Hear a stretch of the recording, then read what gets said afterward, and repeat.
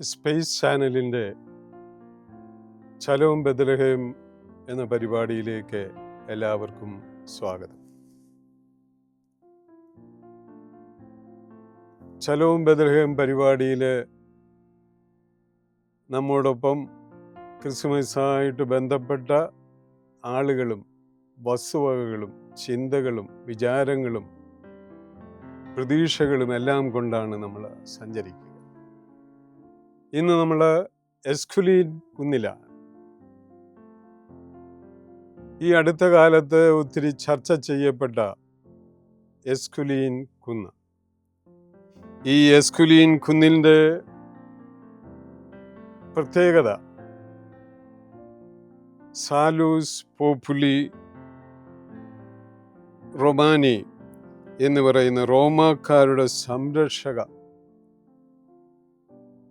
ആ മാതാവിൻ്റെ അനുസ്മരണത്തിന് വേണ്ടിയുള്ള പള്ളിയാണ്.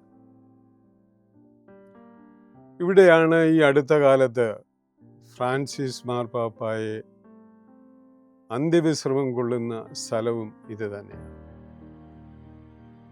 ഈ എസ്കുലീൻ കുന്നിനും എസ്കുലീൻ പള്ളിക്കും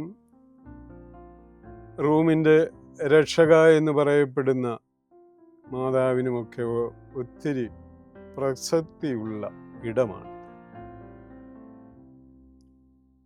എന്താണ് ഈ പ്രസക്തി?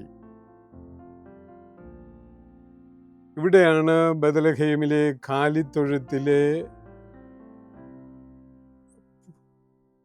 യേശുമിശിഹ പൂജാതനായ ഇടത്തിൻ്റെ സ്മരണ നിലനിർത്തുന്നതിന് വേണ്ടിയുള്ള തിരുശേഷിപ്പ് ഇവിടെ സ്ഥിതി ചെയ്യുന്നു എന്നാണ് പറയുക. ഈ പള്ളിയുടെ ആകൃതി കുരിശിൻ്റെ ആകൃതിയാണ്. കുരിശിൻ്റെ ആകൃതിയുടെ മധ്യഭാഗത്തായിട്ടാണ് പ്രധാന അൾത്താര. ഈ അൾത്താരയുടെ അടിയിലായിട്ടാണ്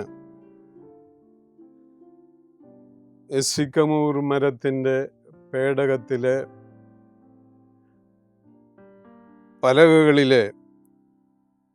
പലകകൾ കൊണ്ടാക്കിയ പേടകത്തിലെ ഈ ബെത്ലഹേമിലെ കാലിത്തൊഴുത്തിലെ കാലിപ്പാത്രം സൂക്ഷിച്ചിരിക്കുന്നു. എസ്കുലീൻ കുന്നിന് പിന്നെയും ഒത്തിരി ചരിത്രം. എസ്കുലീൻ കുന്നിനും സാലൂസ് പോപ്പുലി റൊമാനി റോമാക്കാരുടെ സംരക്ഷക, കുഞ്ഞുങ്ങളില്ലാത്ത ഒരു വലിയ ധനാഢ്യ കുടുംബം ഒരു പള്ളി പണിയാൻ ആഗ്രഹിക്കുകയാണ്. ആ പള്ളിയുടെ സ്ഥലം നിശ്ചയിക്കപ്പെടുന്നത് മഞ്ഞുകൊണ്ടാണ്. ഇത് ആഗ്രഹിക്കുകയും പ്രാർത്ഥിക്കുകയും ചെയ്ത ശേഷം രാവിലെ ഈ കുടുംബം എസ്കുലീൻ കുന്നിലെത്തുമ്പോൾ അവിടെ ഒരു പ്രത്യേക ഭാഗത്തായിട്ട് മഞ്ഞ് വീണ് കിടക്കുന്നതായിട്ടാണ് അനുഭവം.